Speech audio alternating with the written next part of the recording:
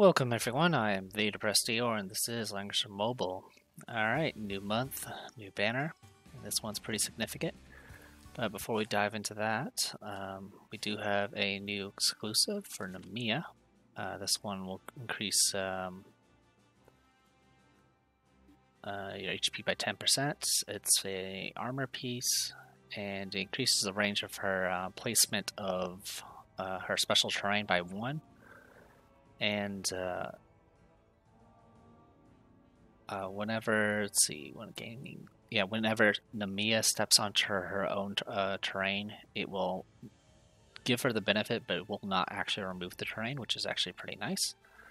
And then when allies within 2 blocks remove any of the special terrain, they also get Wave Ride, which is a thing that lets them move through, move faster across that same terrain. So I'll go ahead and grab that for now. I will be upgrading that and equipping it to Namiya. Also, we do have new inscriptions. Really the ones that are of note to us is one for Langrisser here. Increases intelligence by 10% and allows the Arcane Golem shift position, which is the thing that lets them swap. Can now actually be used on ally units, so it's no longer just a Langrisser only. I'm going to go ahead and grab this. And there you go, she's now stronger than ever before. And then the other one, I guess, for at least for female units, we have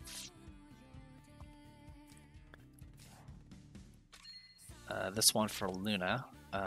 Increases magic defense. For those who don't remember how Luna works, her damage is whenever she does her special buff, she converts her. She does damage based off her magic defense. When possessing a fusion power, she increases her damage, and then after using skills to deal damage, it reduces the skill cooldown by 2. Overall, nothing too special, to be honest. Nothing that will actually get her out of the lack of use she's in already. Alright, there's also a new Eternal Forge, which has some fancy things.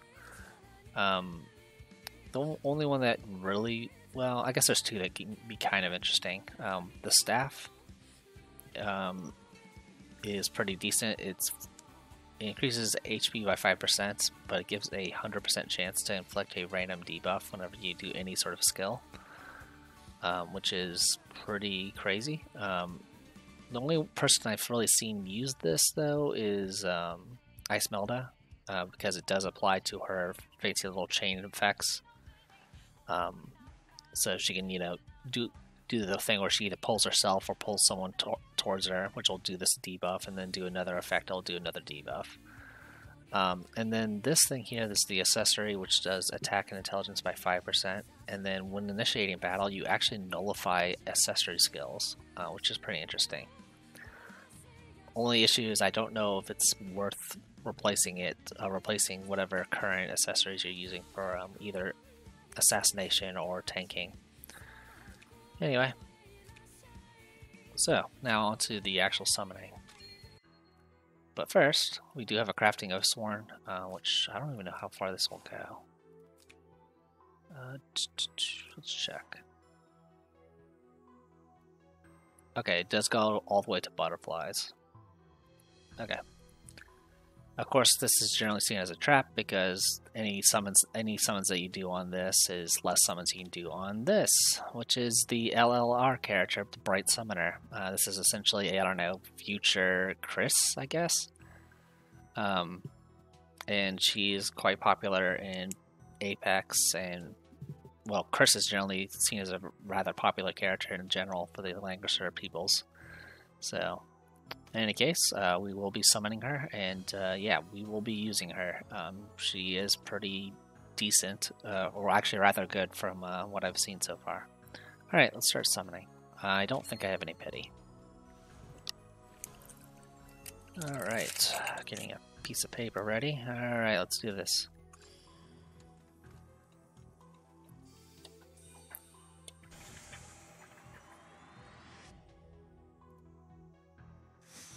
Sorry, I was trying to get my pen working.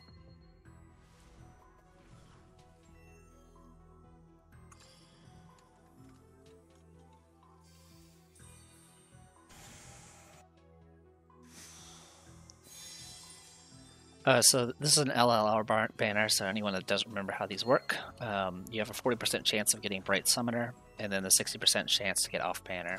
If you do get off banner, it'll give you 10 Bright Summoner shards. If it's the off banner is someone that you already have at 6 stars, you'll get 15 shards. So worst case scenario is you have to summon 600 times to essentially get this character. Thankfully, it's usually not that bad. But I have certainly had bad luck before.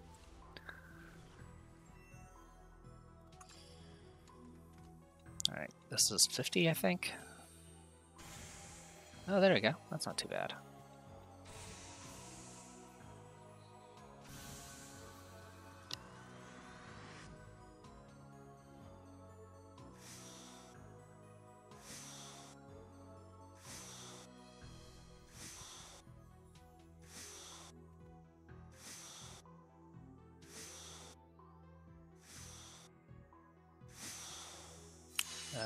Whatever your name is. So 10 shards there. Yeah, Julian. Alright. Well, guess we keep going. So the interesting thing about Bright Summoner is, depending on whether you go Holy or Mage class with her, it'll actually affect how she plays a little bit. Or specifically affects how her summon plays. Going Holy class essentially just doubles down on being a support healer type, though of course she does get access to things like Benediction, so that'll let her at least do some fighting. If you go Mage class though, your summon becomes someone that can actually do some AoE as well as some guard bypassing. And I believe even some Act Again. Most of the matches usually go healer or Holy, and double down on the healer part, but there are some cheeky things you can do with the offensive part. And unlike regular Chris, Bright Summoner also has access to area heal, so even if you do go Mage class, you'll still have access to some sort of healing, which can be kind of helpful. More importantly, of course, is she is a Glory faction buffer, so we will finally have a female faction buffer for the Glory faction.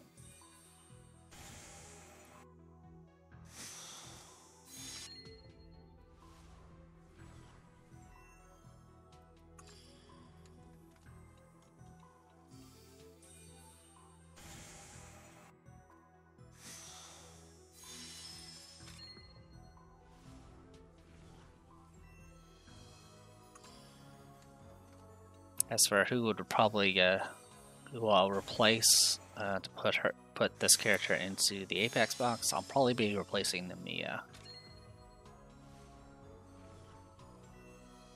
And again, since she does have access to both healing and offense capabilities, and your opponent won't know which class you picked, I can kind of safely keep her in the box, and essentially I'll have 5 healers in the box.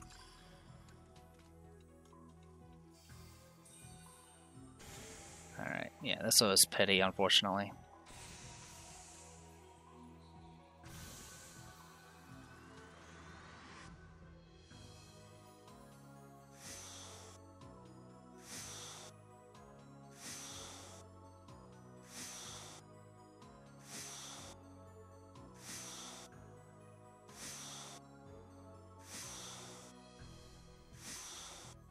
Oh, that was Cherry there. So 15 there, because we do have Cherry maxed out. Alright, well, keep on going.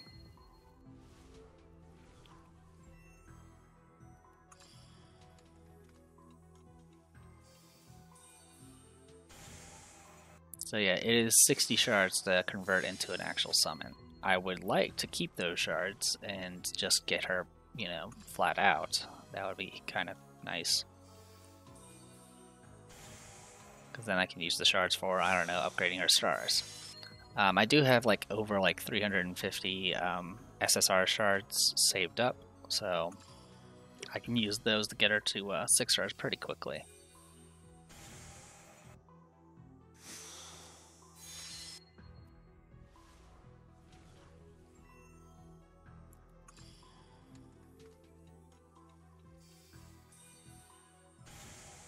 Alright, 40 summons.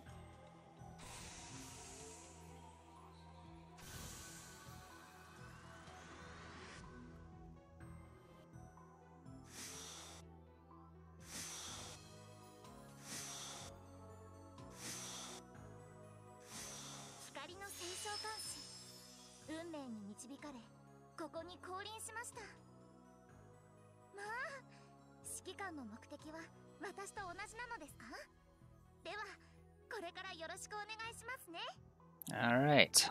Congratulations, Chris with less clothes.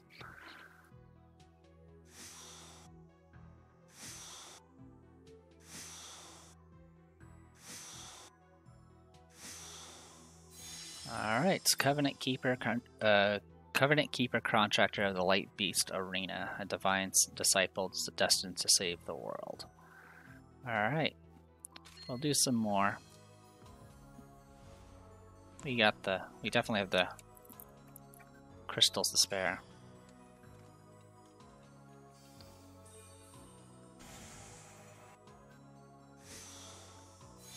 My pen is refusing to work. That's okay.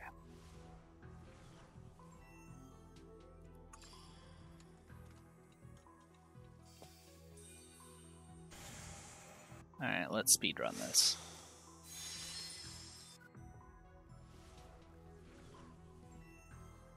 Speedrun!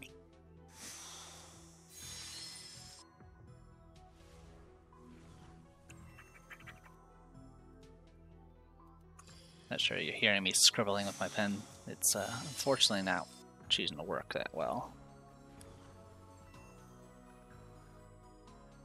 Do I have another pen?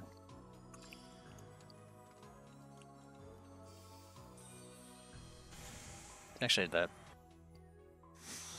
actually the paper that's the problem. That's okay.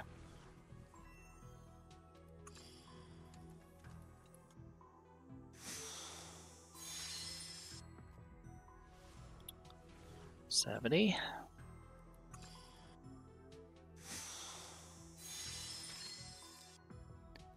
80.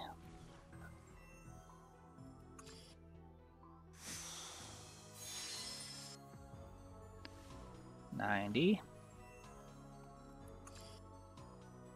Our rate is terrible.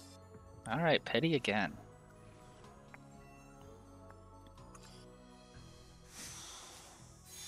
Alright, Zolde, so we got another 15. Alright, let's keep going.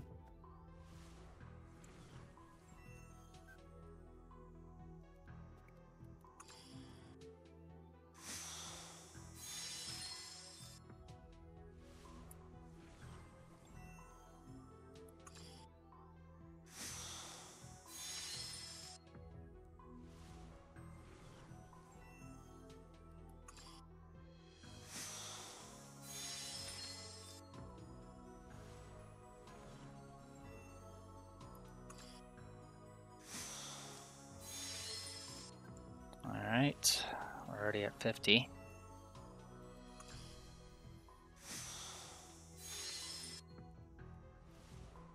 Good news is getting her summoned normally does save you about 60 shards the first time, which is definitely preferable.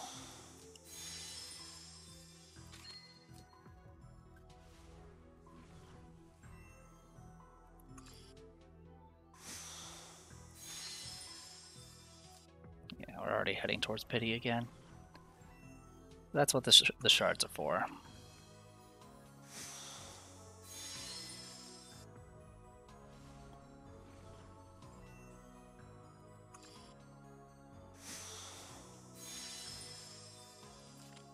Toa. I think that was on 90.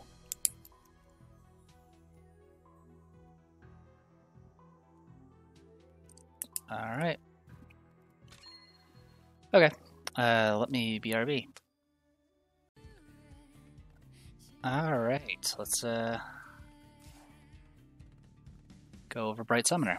Alright, so a neat thing about her, because she does have summons, and their summons are unique. If you actually go to the upgrade class, it'll actually state what you gain on the pet, depending on what class you pick. So, for example, for the holy side, for the first tier, you'll get access to both Miracle and Radiant Battle Prayer, which is this thing's unique buff. It copies all dispellable buffs to a chosen ally, and changes their soldiers to Radiant Unicorns, which I'm guessing makes them stronger. And then all stats excluding HP are increased for the soldiers. And then it also makes it so they are immune to mobility reduction and treat all terrain as plains. And then over here, if you get to the final tier, it gets an aura, which can make everyone around it immune to Curse of Wounding and Buff Block. Also, after taking action, it will restore HP passively to somebody. I'm pretty sure it does it to the lowest HP, but I don't remember. I don't think it's to itself. It also dispels one buff, which is pretty neat. And then for the mage side, you get access to Thunderstorm, which is just regular Thunderstorm. Sacred Storm Judgment, which is a 2-range attack that will, as a passive, when fighting against enemies on Thunder Seal terrain, you will get increased stats. And it's a single target attack, and if the enemy is on Thunder Seal terrain, you become immune to any sort of counterattack damage. And then for the final tier, it gets an aura, where before initiating battle, you do Lightning Strike on all enemies that are on allied Thunder terrain. This will make it so the number of soldiers in this unit is -2. If the target has no soldiers, it does the damage taken instead. And then it lasts for 2 turns, and it will also deal fixed damage once equal to 1 times caster ant. So, yeah, so you get an attacker or a additional support depending on what class you go with. We're going to be going mage for now. As for unique skills, she does have a upgraded form of was it discipline or whatever it's called. Pretty much functions the same. I think the only difference is it doesn't have the include melee troops with it, but it does heal self and do 1.5 times damage. She does get, of course, access to mass heal. She has a 1 cost that will do the summon essentially based on what class she is, and it has 90% of Bright Summoner stats. It also includes all equipment attributes, so that does include things like your staff if it increases range, or your boots if it increases mobility. And then while the summon's on the field, this 1 cost skill becomes recall, which is where you can teleport this unit or the unicorn to the other side. Down here we also have a faction buff. So she actually has a faction buff before her 3C. Her 3C is also a faction buff. But yeah, it's for Legion of Glory, so we do have a faction buff for this Legion of Glory that's female now, which is good. And then besides that, she gets access to Heal, Mass Heal, and Holy Dragon Breath, as well as Faith. So pretty good stuff. We'll go ahead and go straight into equipment. So for right now, this build here is supposedly capable of covering the entire map. The idea here is you move forward, summon, use the summon to run up and attack, and then since you'll have your 3C by then, you'll be able to teleport in with Bright Summoner afterwards and continue attacking.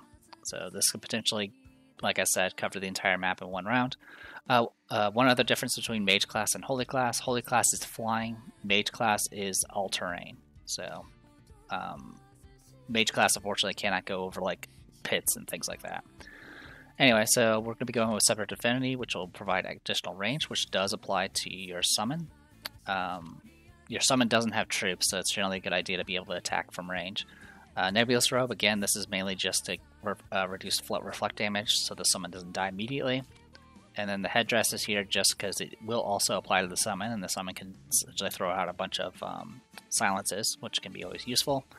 And then Divine Boots, which is for extra mobility, which again gets applied to the summon.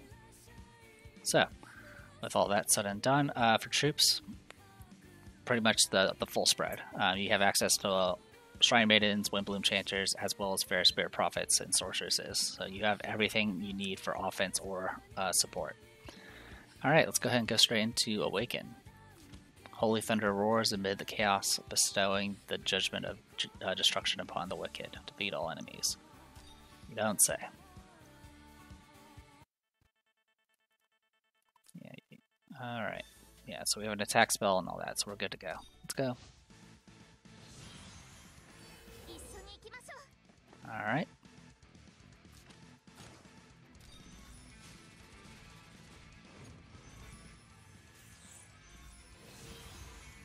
Oh yeah, I didn't actually talk about her talent. So her talent is increased healing. Right now I have her at 5 stars. I'm going to wait a little bit before I spend the shards to get her to 6. But it increases her healing effect, and then whenever she heals an ally, it dispels a debuff and applies 1 random buff. So, very useful. Anyway, well, I can just run up and attack you. And still kill you.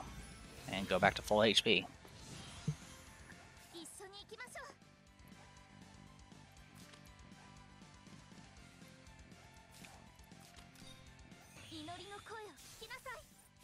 Alright.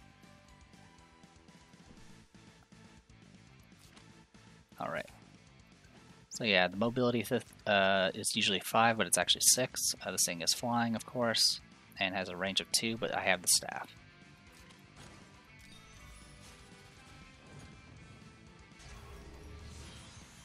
Yeah, and then any place that this thing attacks or hits, we'll put that terrain down, which can be helpful.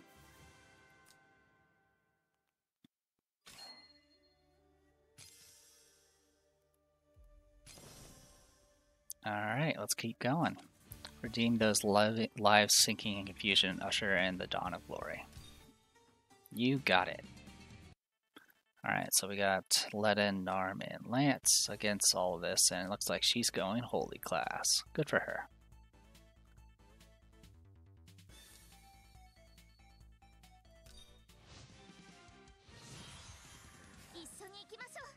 Alright.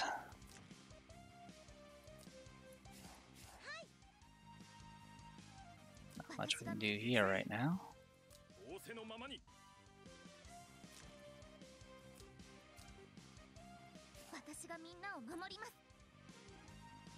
So one thing I can do is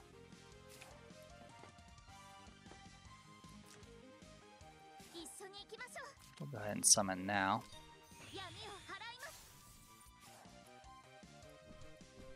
And then I can just do this for free.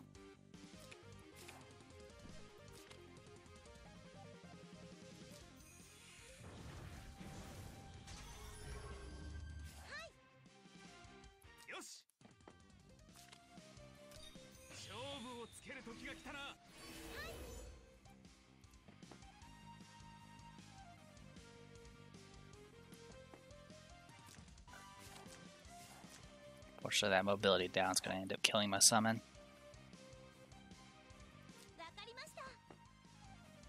So for now, we're just going to hang back.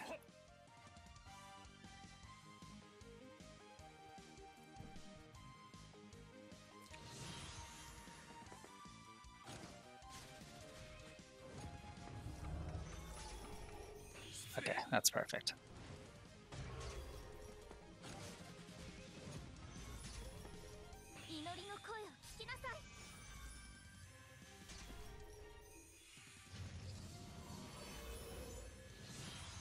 Alright.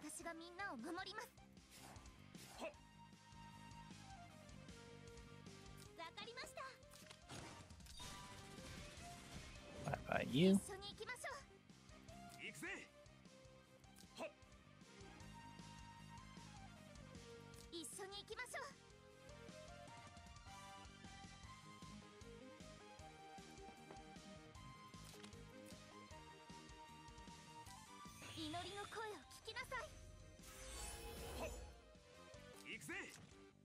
Wow, did not. Oh, can't be dispelled. That's okay.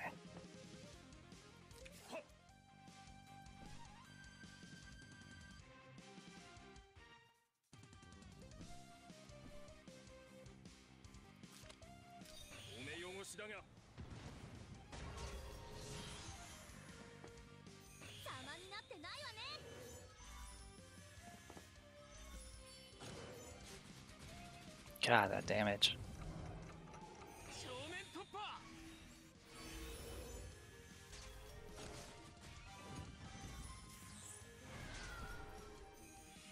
Radiant Battle Prayer. Okay. Let's go ahead and deal with you.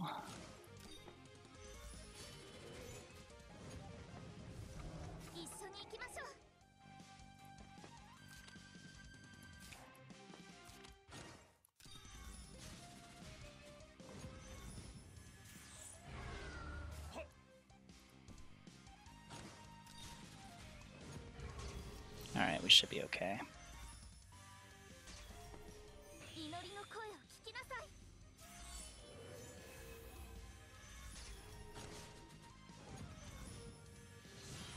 Yeah, unfortunately this thing doesn't have much firepower.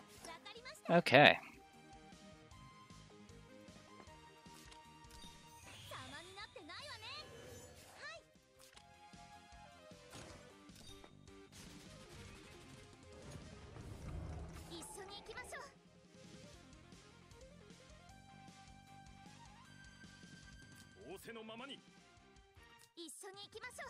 Just kill ya.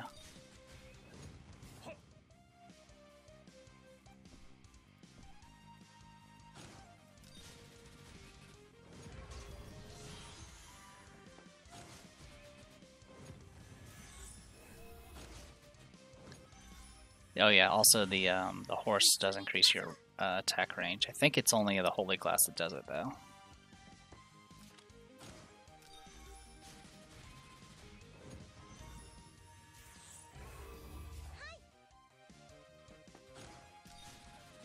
Okay, there you go.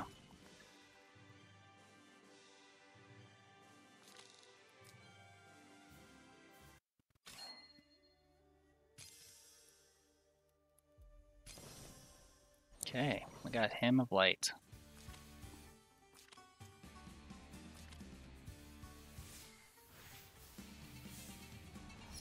Get used to seeing this, because you're going to see it a lot in PvP.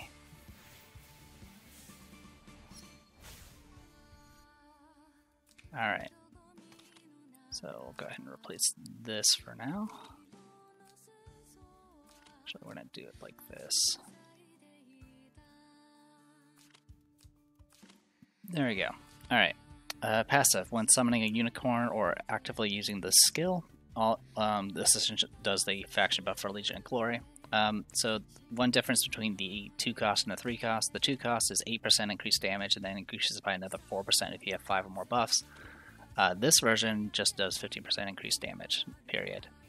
And then after initiating battle, heals the ally with the lowest HP by 2 times caster's int, lasts for 4 rounds.